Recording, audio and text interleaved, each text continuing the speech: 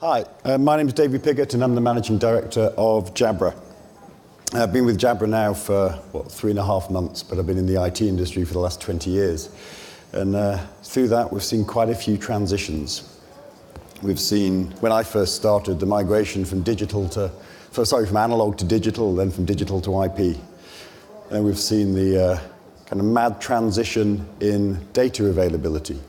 I remember back 20 years ago, it cost an arm and a leg to get a small 2 meg pipe in, and now you can get fast data. I've got 100 meg coming into my house with a 500 gig download.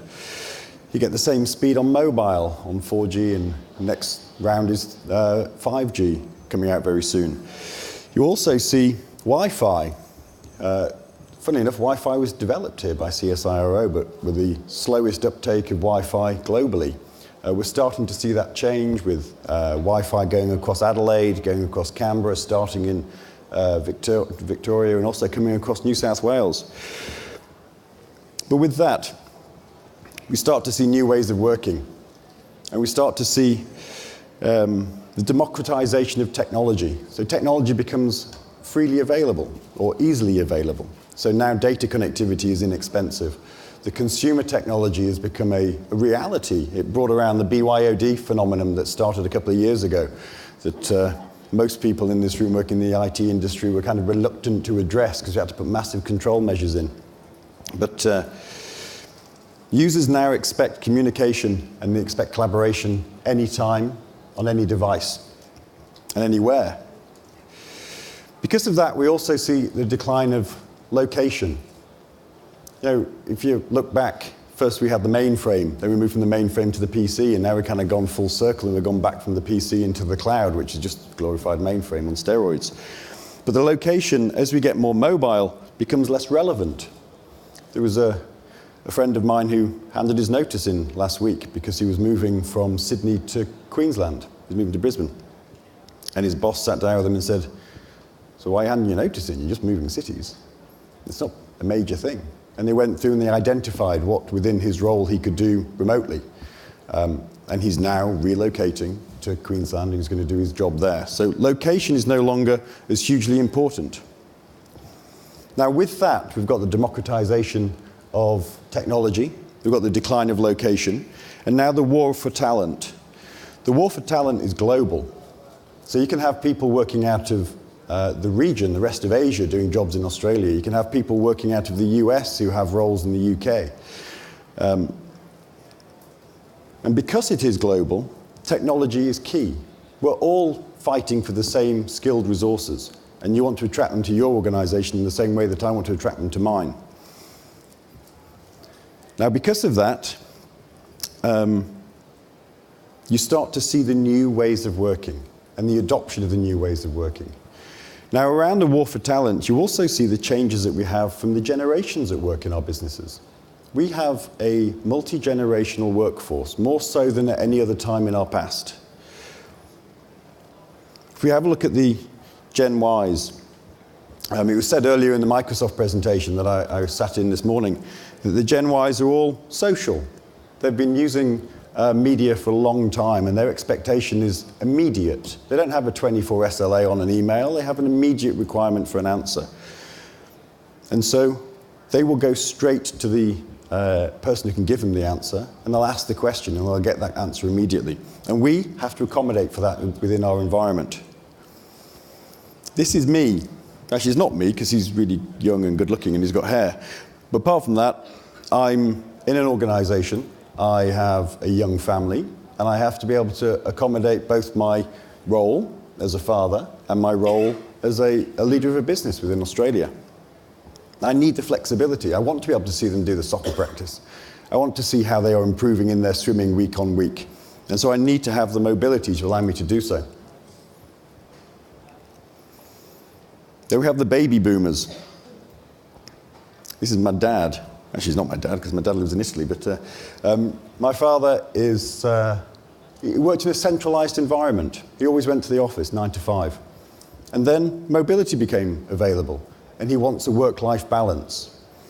Now, because he wants a work-life balance, he needs the tools that we're all driving for, and the reason we're here, and the reason it is now right for UC.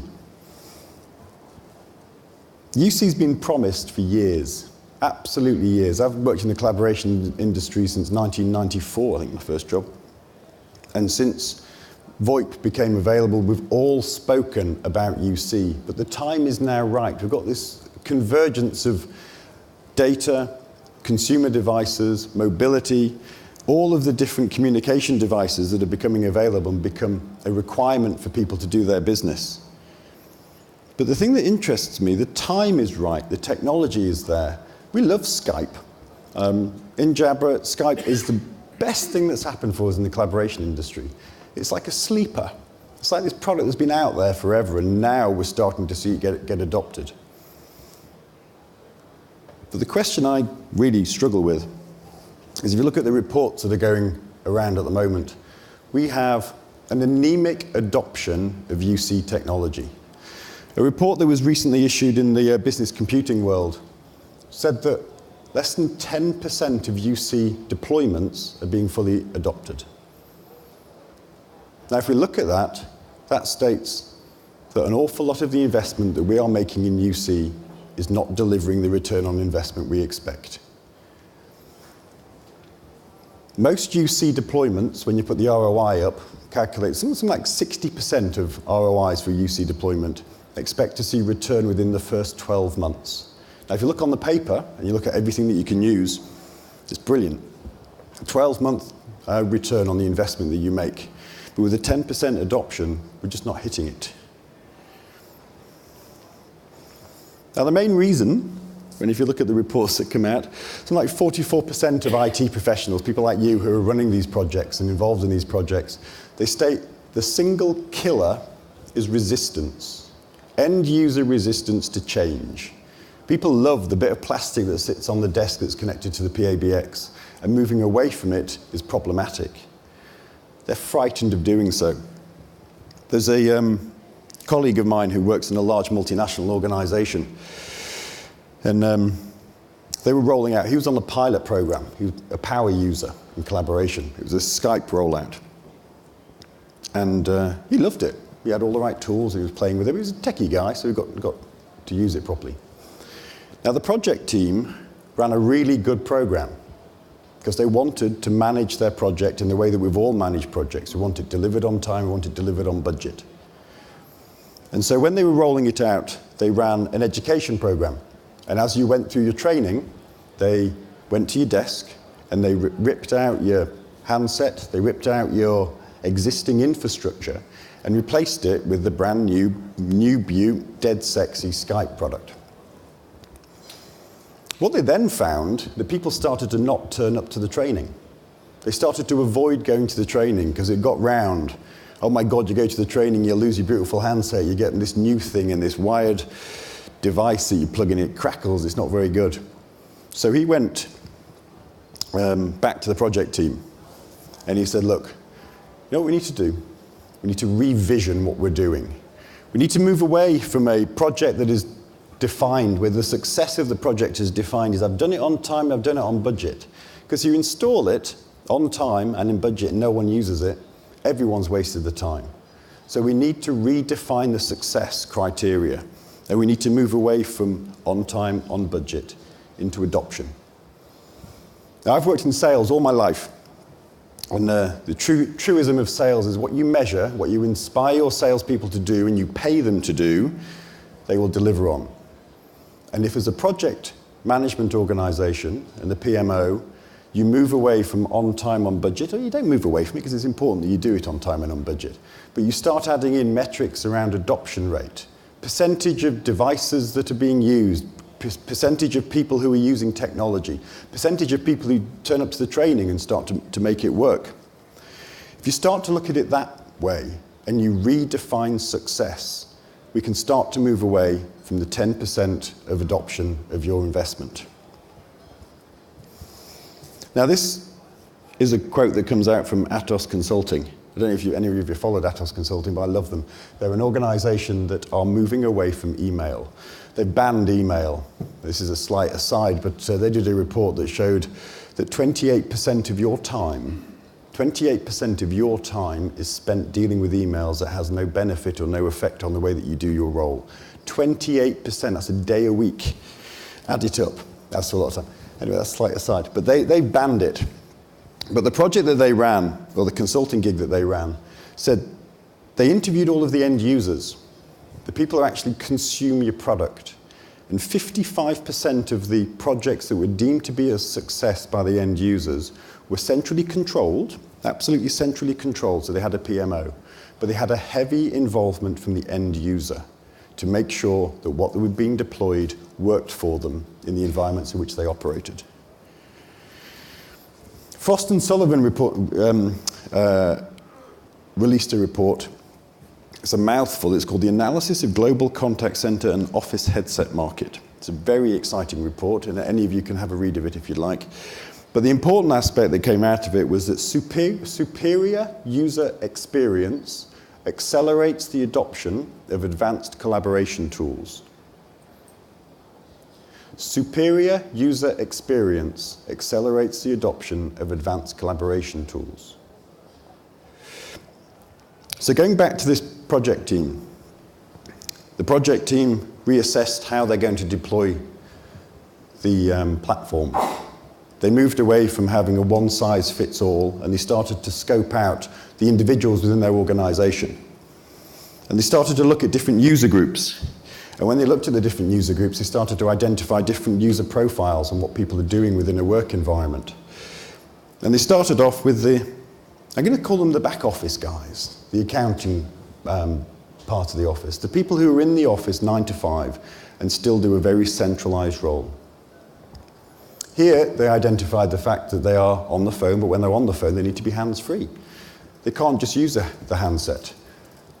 They need to move into a hands-free environment. They also looked at the busy areas. Now, the busy areas are usually areas that are highly vibrant. The sales environment, the contact center, open plan offices. We spend a lot of money developing open plan offices, and they're fantastic for people to get a vibe of going to work and enjoyment. They're absolutely awful when you need to concentrate. Awful when you need to concentrate. And so they've put together, how do we build concentration zones within a loud, open plan office environment? And so we've got the desk worker, we've got the open plan environment. And then you move to me, again, not quite as good looking or young, but I'm a very mobile worker. I'm based in North Sydney, but I've got a national and cover New Zealand, so I cover a big area. I'm in the office probably a week, a quarter. The rest of the time I'm out on the field.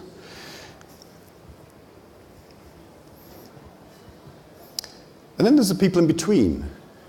There's the people who are what we class as campus users. They're the guys who are in the office all the time, but very rarely at the desk. And they started to profile the different user groups and work out what they required. And then they came to the key thing, that your end user is your consumer. And as we all hear regularly, the consumer is the king. And we need to make sure that they have a personal preference and a personal ability to make a choice of what they're looking to use. And with that, as I said, I'm a mobile user. So I use this all the time. But this is an option. We get to play with all the tools, but get to play with all the really cool tools in our business. So do you want in the ear or do you want over the ear? Again, different preferences. People who wear glasses often don't like over the ear. Women generally don't like over the ear. They like in the ear.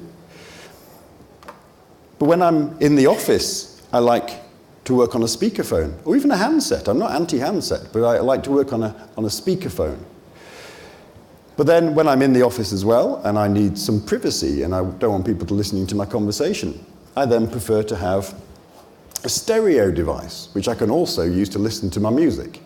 Again, building concentration zones. And when you get into loud environments, when you're working from home, and you look at the time there, it's dinner time. So the kids are there, the dog's there, you're on a call, you're on an important call, you need to have noise cancelling capability. You have to be able to give the user the choice. Now this comes back to another problem that we have, that you need to control budget, you need to control cost. Some of these headsets aren't cheap. And so one of our global organizations put together a employee purchasing program. And so they agreed to spend $150 on headsets and devices, and said, that's it. We're going to spend $150.